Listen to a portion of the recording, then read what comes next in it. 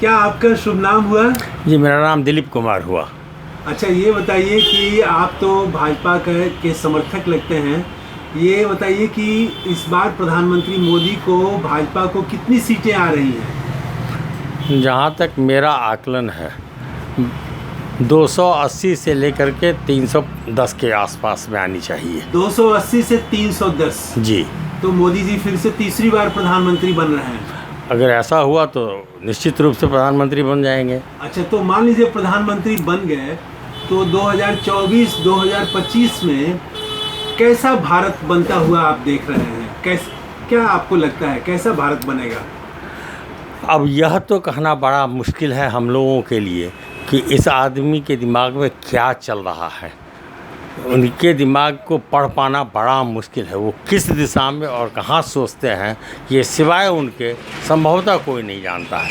लेकिन ऐसी आशा की जा रही है जो भारत को विकसित करने के लिए कुछ नए नए कदम उठाए जाएंगे।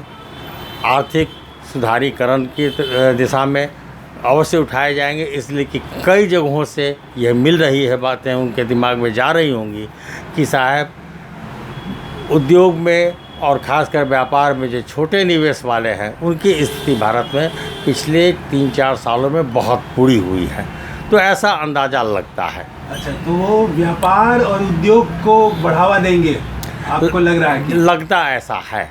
उन्होंने कहा है कि भगवान ने उनको स्पेशली भेजा है, विशेष करके भेजा है और 2047 तक वो बड़ा काम करेंगे, तब तक भगवान उनको नहीं बुलाएगा।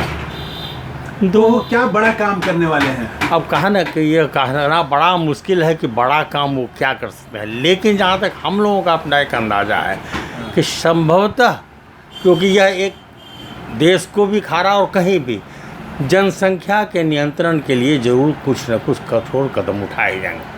अच्छा, जनसंख्या का नियंत्रण करेंगे प्रधानमंत्री मोदी जी? उसके लिए कोई कठोर कदम उठाया जरूर तो जाएगा। क्या कठोर कदम? अब यह तो नहीं बताना बड़ा मुश्किल है कि क्या कठोर कदम उठाएंगे। जैसे अभी तक जो उठाया गया है, कई जगह ऐसा हुआ है कि 2 से ज़्यादा बच्चे हों तो चुनाव नहीं लड़ सकते हैं, तो नौकरी नहीं मिलेगी, ऐसा कुछ कर सकते हैं क्या? कुछ वही चीज़ें जो ऑलरेडी है, कुछ स्टेट में तो चल भी रहा है ऐसा, तो कुछ उसी तरह की बातें होंगी।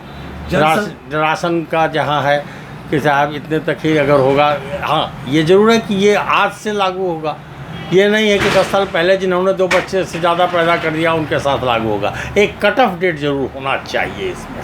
जी, कट ऑफ डेट होगा जरूर होना चाहिए। और ये वो जनसंख्या नियंत्रण पर कानून बनाएंगे, लगता ही है। तो वो जनसंख्या नियंत्रण पर कानून सबके लिए बनाएंगे या सबके लिए? सबके लिए वो तो कानून बनेगा तो पूरे हिंदुस्तान के लिए बनेगा। अच्छा, चाहे वो कोई भी धर्म जाति से बिलोंग करते हो। उससे क्या फायदा होगा जनसंख्या नियंत्रण कानून बना देने से?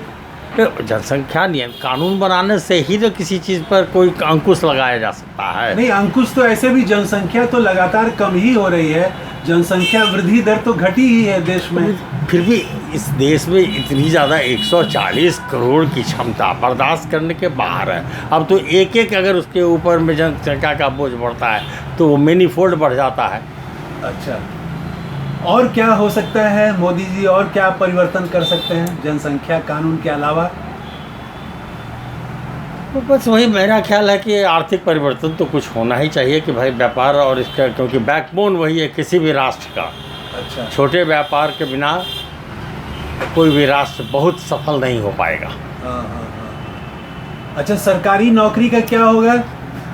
फिर वहीं पर यही बात आती है, सरकारी नौकरी कितना आखिर होगा? जनसंख्या के हिसाब से 140 करोड़ के हिसाब से सरकारी, हाँ, कुछ नौकरियों का सृजन जरूर होगा जहाँ ज़रूरत हो सकती है, लेकिन इस जनसंख्या को उसके कमाने खाने के लिए रोज़गार के सिवाय और दूसरा कोई चारा नहीं है। स्वरोजगार ही इसका चारा है। अच्छा, प्रधानमंत्री कह रहे हैं कि अगर कांग्रेस वाले जीत गए तो ये मंगलसूत्र लेके और दूसरे को दे देंगे छीन के आपका। अब ये सब तो चुनाव में कहने वाली बातें हैं, बहुत सारी बातें होती हैं जो कि आदमी कहीं से कहीं उसको जोड़ के कहता है। इसका कोई खास इसका कोई महत्व नहीं है। ये अच्छा, वो भी समझते हैं और विपक्ष के लोग भी समझते हैं और आम आदमी भी समझता है। अच्छा, ये बताइए कि आप कह रहे हैं कि 280 से 310 सीट के बीच में आएगा जी, तो प्रधानमंत्री मोदी ने तो कहा है कि 370 सीट हमको आएगा, तो आप उनको कैसे कम क्यों लग रहा है? देखिए, यह तो मनोवैज्ञानिक खेल है। अच्छा। यह मनोवैज्ञानिक खेल है। हम ही आपसे मांगने जाते हैं, मांगेंगे 500 रुपया, तो आप हमें कहेंगे नहीं भैया इतना नहीं है, 200 दे दो। अगर 200 मांगेंगे तो आप हमको 100 देंगे। तो ये मनोवैज्ञानिक खेल है।